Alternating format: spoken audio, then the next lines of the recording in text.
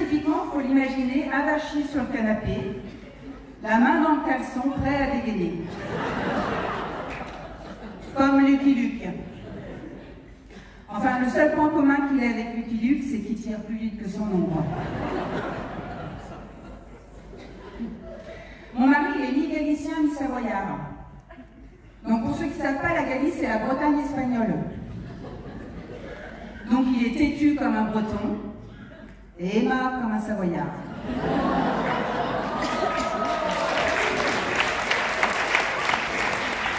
La vérité fait souvent mal. Et ça, je ne le savais pas quand je l'ai rencontré. Puis je me suis dit, bah, de toute façon, il va changer. Ben, il n'a pas changé. Et puis c'est comme ses cheveux, moi je savais pas qu'ils allaient se barrer. Ça s'est fait au moment de la mutation, mon mari. Ouf, envolé.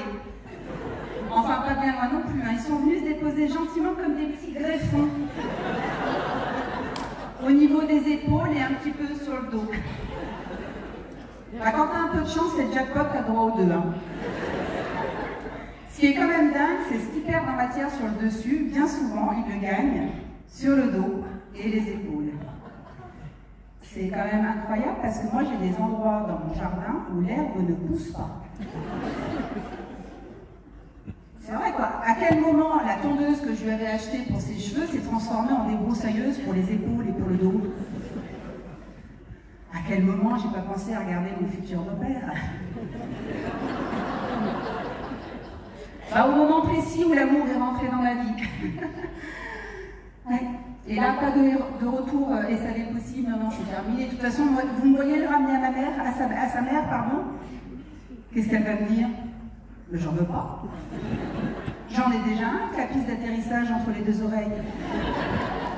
Je vais lui donner quoi comme argument? Il est toujours pas propre. Il bouffe, et en plus il pisse partout. Moi, je pense qu'on pourrait aisément créer une espèce de structure d'accueil, un petit peu comme pour les animaux, une ESPN, la Société protectrice des maris. Alors, on les abandonnerait, et puis ils finiraient par les envoyer dans les pays de l'Est.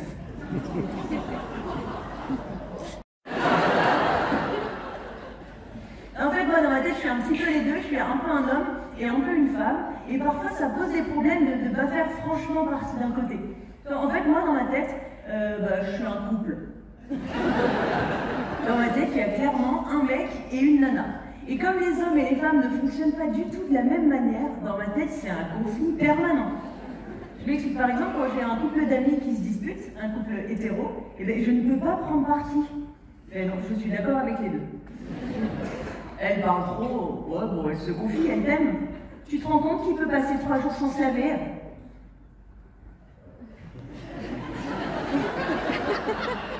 Ben ouais, mais s'il fait rien. Il est pas seul, non? Elle veut jamais me faire l'amour. Ben oui, mais lave-toi, mec, aussi. C'est compliqué, vraiment. En soirée, c'est pareil, les soirées mecs, bon, bah j'aime bien. On est là, posé, entre couilles. Petite soirée, bière, pizza devant un match de foot, j'aime bien. Même si, entre nous, j'ai toujours préféré regarder le football féminin. Moi, je trouve que ça joue plus, il y a plus de buts, moins de chichi. N'empêche qu'au foot, c'est quand même un des seuls endroits où, pour une fois, les femmes simulent moins que les hommes. Ils sont fragiles, hein, les mecs. Neymar, par exemple. Il est toujours par terre. Le gars, à 30 ans, il a bouffé plus de gazon que moi. C'est normal.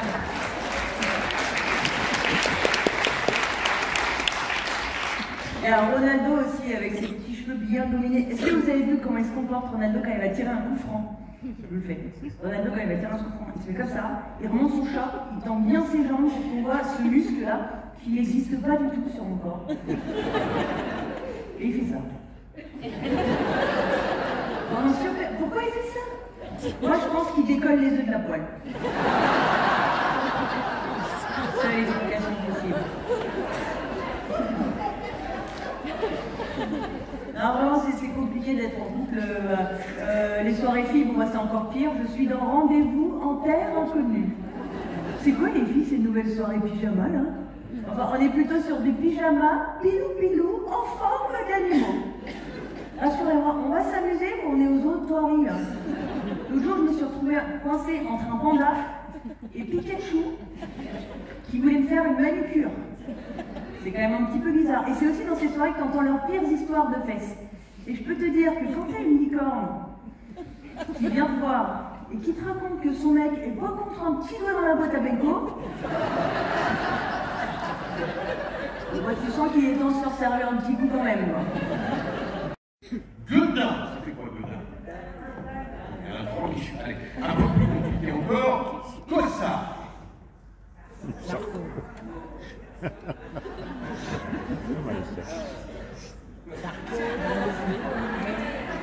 Qu'est-ce qu'il fait? Je suis pas vraiment que ça. D'abord, je vais vous dire, malgré tout ce que j'ai vécu, je continue à écrire, à faire des dédicaces, à Aix partout. Mais je veux dire, moi je trouve que le Verlan, souvent, c'était la vérité. Je vais vous dire pourquoi. Parce que regardez, par exemple, mes amis, ce couple extraordinaire, vraiment des gens, vraiment d'une honnêteté irréprochable, qui ont toujours payé leurs impôts repris sur l'ordre.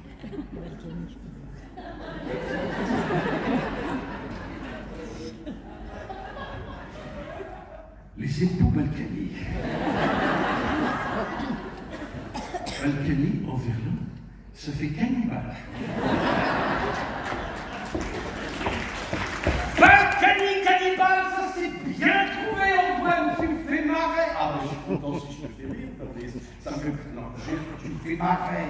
Tu me fais Jean Marais. Oh non, je te l'ai fait sans... Mais justement, raconte-moi encore tes anecdotes avec Jean Marais et Jean de Baron, je t'en supplie. Mais non, ça fait 20 fois que je te les raconte, ma femme, maintenant, j'arrive pas à partir de cette soirée. Enfin, vous voulez vraiment que je vous raconte les histoires avec Jean Marais? Oui. Alors c'est vraiment parce que vous insistez. Alors voilà, en 1985, j'ai eu la chance de jouer avec Jean Marais dans le Cid. J'avais le plus petit rôle de la pièce, mais j'étais content avec lui. Il était extraordinaire. Jean Marais avait une barbe blanche, comme ça, une collerette. Il jouait Don Diègue, le vieux. Et je me souviens du premier jour de représentation. C'était au mois d'août, il faisait très chaud. On allait rentrer sur scène, les femmes, on allait rentrer sur scène, et il avait un petit ventilateur à la main. Alors je lui ai demandé, Jeannot, qu'est-ce que tu fais avec ce ventilo? Et il m'a répondu, écoute, il fait tellement chaud, alors je me le fous dans le cul puis je m'envole.